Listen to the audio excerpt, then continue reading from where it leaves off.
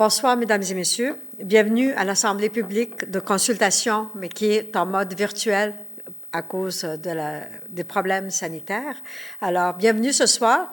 Nous avons deux dossiers que nous allons discuter, mais avant de commencer et vous donner les consignes, permettez-moi de passer la parole à ma collègue, Madame Virginie Dufour, qui représente Monsieur le maire pour la soirée de consultation ce soir. Madame Dufour, vous êtes avec nous? Votre micro? Ça s'en vient.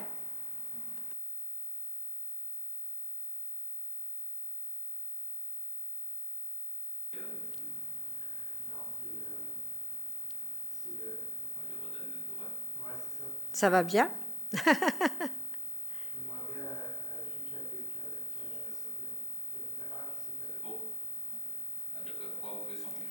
Vous pouvez excellent, voilà. Je crois que ça marche maintenant. Oui, allez-y.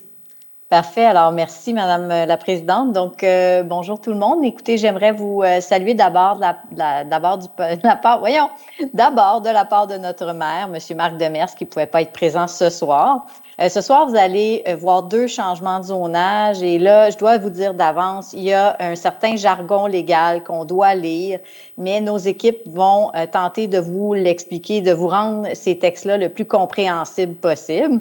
Vous devez savoir aussi qu'il n'y a aucune décision qui a été prise. Donc, ce sont des projets de changement de zonage, mais on est là pour vous écouter, pour entendre vos commentaires, pour répondre à vos questions aussi. Et c'est seulement après la séance d'aujourd'hui qu'on décidera si on va de l'avant avec le changement de zonage tel quel, si on lui apporte des modifications ou si on le refuse ou on ne procède pas au changement de zonage. Donc, on est là pour vous écouter. Et puis, je vous laisse la parole. Merci, Madame la Présidente. Bonne soirée. Merci, bonne soirée. Alors, juste pour vous donner une idée de la procédure qu'on va avoir pour ce soir, nous allons avoir deux projets et comme Madame Dufour a dit, il n'y a aucune décision qui est prise. Mais avant de commencer, permettez-moi de vous présenter mes collègues qui sont en avant pour vous présenter. À ma droite, nous avons Madame Julie Ozel et à ma gauche, Monsieur Mathieu Roy, qui tous les deux sont des membres de l'équipe de l'urbanisme, donc qui vont se présenter les projets d'aujourd'hui, mais surtout, ils vont répondre à vos questions si vous en avez un peu plus tard. Donc, vous avez remarqué que votre caméra est fermée ainsi que votre micro. Ne vous en faites pas, nous allons vous passer la parole au moment voulu pour vous présenter. Alors, je passe la parole à Madame Julie Ozel. Alors, bonsoir, bienvenue à la consultation publique. On va commencer par le projet de règlement L-2001-3782, qui est un projet de règlement modifiant le règlement L-2000 de la Ville de Laval pour un territoire situé à l'angle de l'avenue Legrand, côté ouest, et de la rue Montmorency, côté sud. Ici, montré sur la carte, l'emplacement, donc Laval-des-Rapides, dans le secteur de Laval-des-Rapides. Et montrer sur photo aérienne en jaune le territoire visé, donc la propriété et une partie des terrains donnant sur le boulevard du Bon-Pasteur. Vous avez l'école Marcel Vaillancourt d'un côté, le parc Paul-Marcel Maheu, et on est dans le quadrilatère formé des avenues Legrand, rue Montmorency et boulevard du Bon-Pasteur. Donc, mise en contexte, le requérant souhaite modifier le zonage de l'immeuble afin de louer une partie de l'habitation à un centre de la petite enfance. Le terrain visé se trouve en zone résidentielle et l'usage prévu n'y est pas autorisé, ou y est autorisé, mais à la condition d'être destiné exclusivement aux résidents de l'habitation. D'ailleurs, un CPE dédié aux petits-enfants des résidents du manoir des Prairies a occupé l'immeuble entre 1985 et 2012. Et le CPE, le Être, le futur occupant, donc, a occupé l'immeuble de 2013 à 2014 pour une situation d'urgence suite à un incendie, mais sans autorisation de la Ville.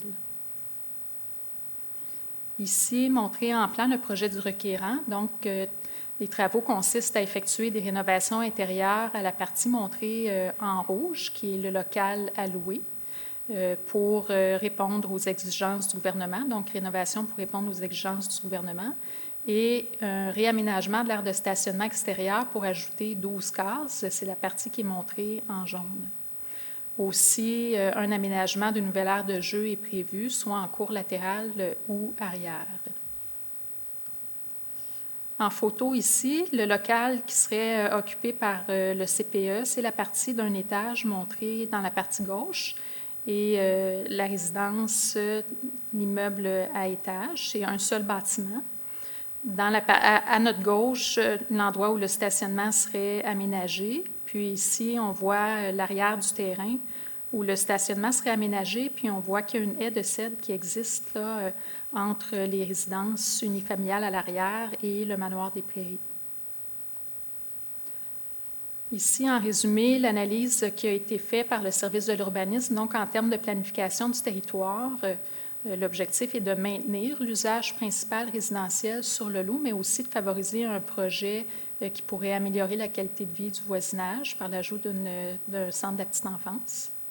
Le projet représente aussi certaines opportunités dont permettre un centre de la petite enfance à proximité d'une école, ce qui est souhaitable et bénéfique pour les familles.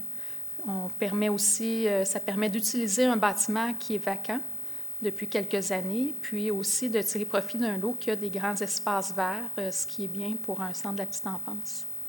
Au niveau de l'environnement, donc, on a un usage proposé qui est compatible avec le milieu environnant. Le CPE, l'aire de jeu et le stationnement ne créeront pas, à notre avis, de nuisances excessives aux occupants des habitations voisines. Aussi, bien que ce soit là, un lot qui soit résidentiel, on est dans un secteur qui est mixte. Donc, on retrouve la bibliothèque Émile Nelligan, l'école Marcel Vaillancourt, un parc et des commerces sur le boulevard Cartier-Ouest et l'avenue Laval. L'aire de stationnement, les 12 nouvelles cases proposées sont adjacentes à l'aire de stationnement de l'école Marcel Vaillancourt et aussi adjacent à une haie qui est dense et opaque de cèdre qui délimite le terrain visé et les cours arrière des habitations unifamiliales et plus spécifiquement le 177 boulevard du Bon-Pasteur. Donc, le zonage actuel et la zone R129, identifiée en mauve sur le plan. Cette zone permet les habitations unifamiliales, bifamiliales, trifamiliales et multifamiliales.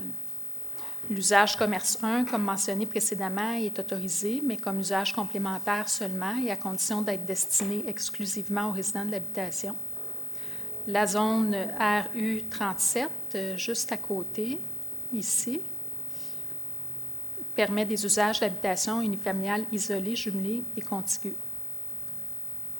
Le zonage projeté vise donc à venir créer une zone qui correspond aux limites de la propriété du manoir des Prairies. Puis, on vient garder les usages déjà autorisés, puis ajouter un usage de garderie d'enfants en mixité avec l'habitation. Et on vient encadrer la garderie avec certaines normes, dont, entre autres, permettre la garderie au rez-de-chaussée du bâtiment. Seulement au rez-de-chaussée du bâtiment. Autre modification, dans ce projet de règlement, on vient transférer les lots arrière des propriétés donnant sur du Bon-Pasteur dans la zone RU 37. Donc, on vient uniquement modifier la limite de zone sans modifier les usages. L'objectif étant d'avoir l'ensemble des lots résidentiels donnant sur Bon-Pasteur dans la même zone plutôt que à moitié séparés entre deux zones. Ce projet de règlement prévoit des dispositions ou des normes qui sont particulières pour cette zone-là. Une de ces dispositions est de venir encadrer la superficie maximale d'une enseigne commerciale pour le centre de la petite enfance. Considérant qu'on est dans une zone résidentielle, il faut donc apporter des dispositions particulières. On viendrait la fixer à 1 mètre carré maximum sur le mur avant du bâtiment. Aussi, les accès au logement, l'accès à la garderie et les espaces réservés à chacun doivent être distincts. On vient prévoir aussi que les normes concernant un bâtiment accessoire seraient les mêmes que celles applicables à l'habitation. qu'une clôture ou une haie de cèdre en bordure des habitations unifamiliales soit conservée. Dans ce cas-ci, elle est existante, donc qu'elle soit conservée. Et que les aires récréatives et les accès soient séparés. Au niveau des normes de stationnement, on vient réduire les dimensions des cases de stationnement parce qu'actuellement, le règlement prévoit des dimensions différentes pour un usage commercial et résidentiel, donc on vient les ramener à la même dimension. On vient retirer une exigence à la garderie de construire un stationnement séparé. Actuellement, le règlement exige que pour les logements et pour un commerce, que les stationnements séparés, on vient enlever cette obligation. Aussi, une disposition demandant que les nouvelles cases de stationnement soient recouvertes de pavés avec alvéoles végétalisés ou remplis de poussière, de roches ou de pierres, telles que proposées par le requérant. Aucune case de stationnement intérieure exigée pour la garderie, puis un dégagement entre l'aire de stationnement et la limite de terrain de 1,2 mètres qui doit être gazonné.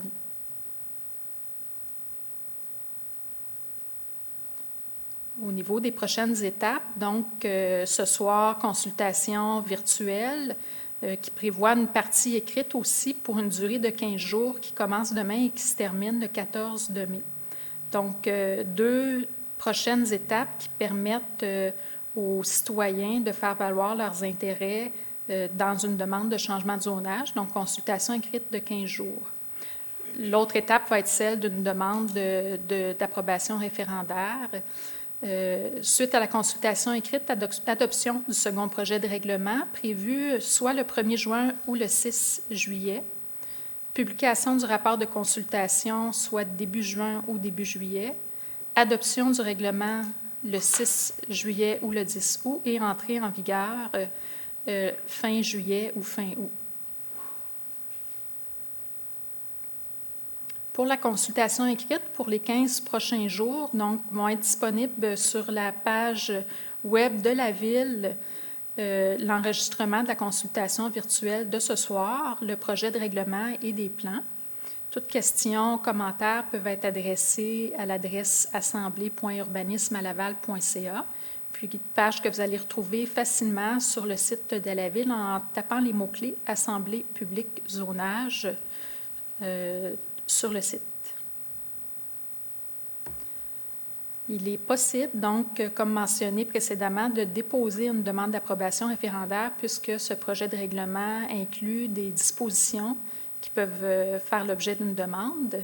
Dans ce cas-ci, les dispositions visées sont la modification des limites de zone, les nouveaux usages autorisés, les usages autorisés dans les cours, les normes d'implantation ou de stationnement, le retrait des normes relatives au système d'intensité d'occupation du sol et la localisation des différents usages dans un bâtiment d'usage mixte.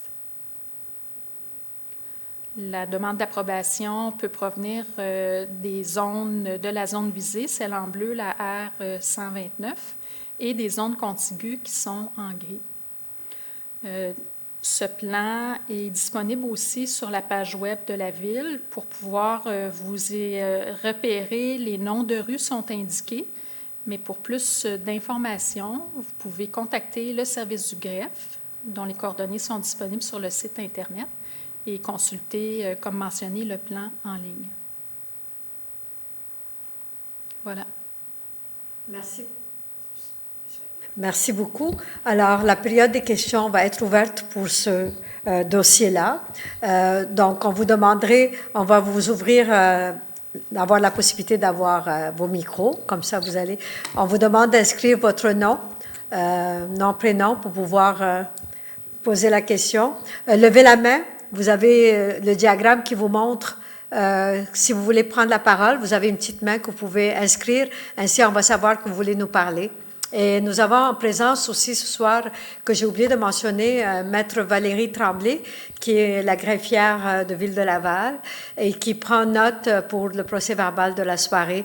Donc, Maître Valérie Tremblay, désolée, j'ai oublié de vous mentionner que vous étiez avec nous ce soir. Alors, on vous demandera de dire votre nom au complet quand vous prendrez la parole.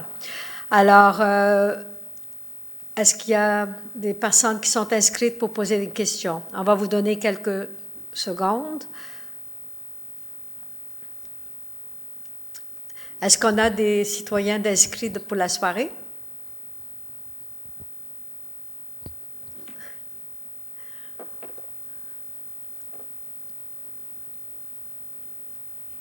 Non? Oui, il n'y a personne. Alors, merci ceux qui écoutaient ou ceux qui vont écouter la présentation en différé. Nous allons maintenant passer à la deuxième. Oups, il y a quelqu'un qui veut parler.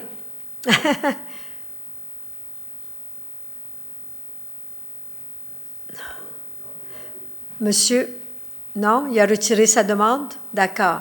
Alors, les aléas en direct. Alors, c'est pas de problème. Nous allons passer à la deuxième présentation. Je pense que c'est Madame Ozel qui va continuer à prendre la parole, qui va nous présenter le deuxième dossier. Oui. À vous. D'accord.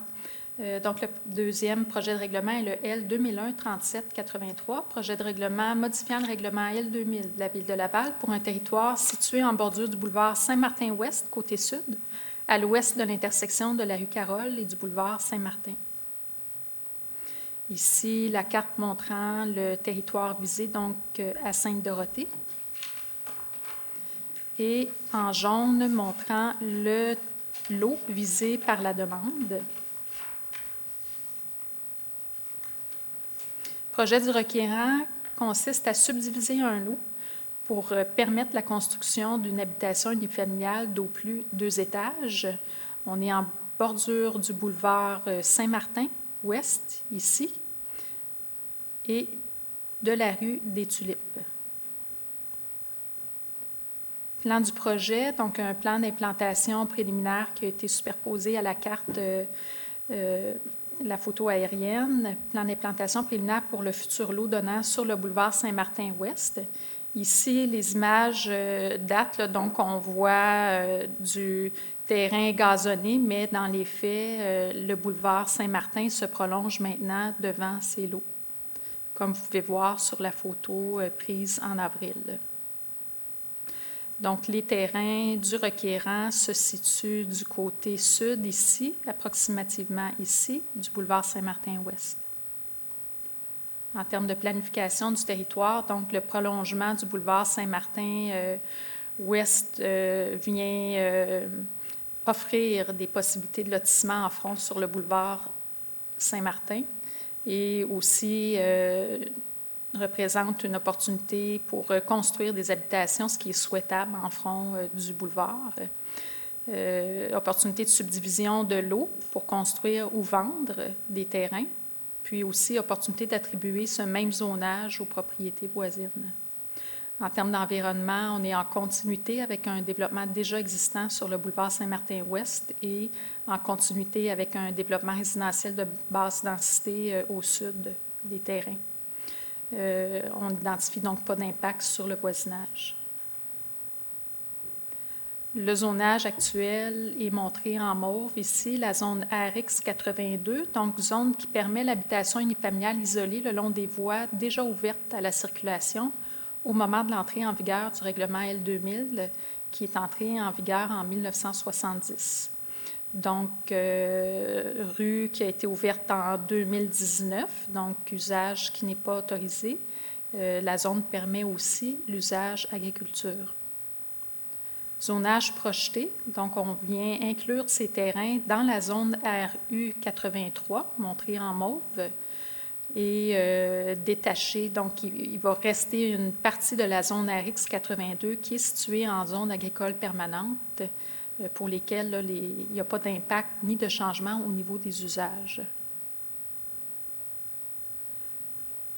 Les prochaines étapes sont les mêmes que pour le dossier précédent, donc consultation écrite pour les 15 prochains jours jusqu'au 14 de mai.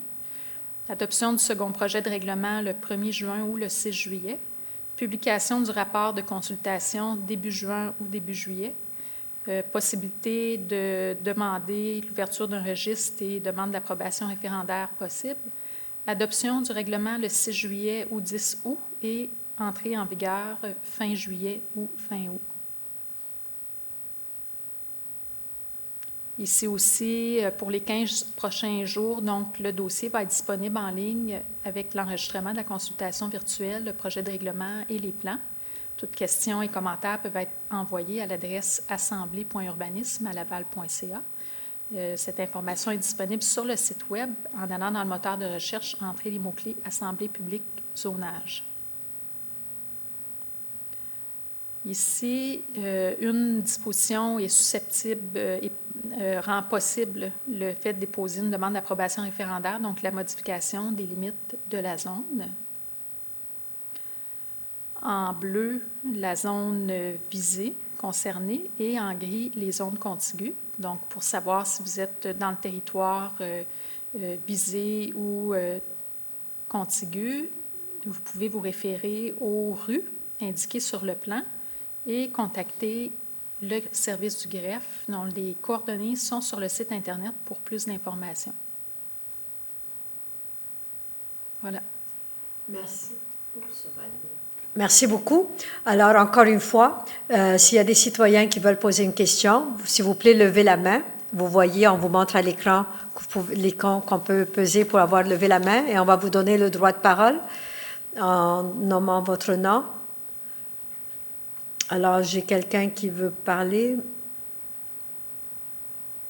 Monsieur de Passillé, je vous donne la parole. Bonsoir, c'est Madame de Passillé, enchantée. Ah bon, excusez-moi, désolée. Vous ne pouvez pas le savoir. Je ne vous vois pas.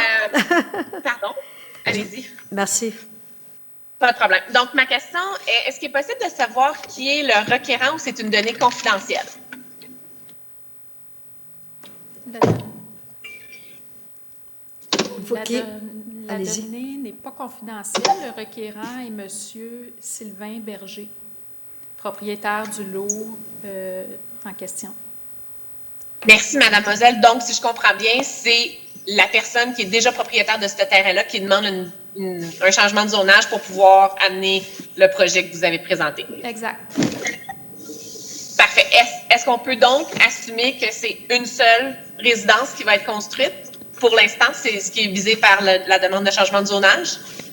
En fait, une résidence par terrain, donc le requérant sa demande visait son propre terrain, mais dans le cadre de notre analyse, on a recommandé d'agrandir la zone pour inclure les lots voisins. Donc, il pourrait y avoir des résidences de construites sur les lots voisins aussi. Je vous remercie. Ça répond à mes questions pour l'instant. C'est une première participation en tant que citoyenne de Laval depuis l'an 2000. Merci beaucoup. Et je vais consulter votre site simplement et par intérêt puis poursuivre le projet puisque c'est directement en face de chez moi. Il n'y a pas de problème. De toute façon, si vous voulez revoir la présentation, elle va être disponible à partir de demain, quelque part dans la fin de la journée. Alors, vous pourrez aussi re-regarder la présentation. Merci beaucoup. Merci, madame. Bonne rencontre. Est-ce qu'il y a d'autres interventions?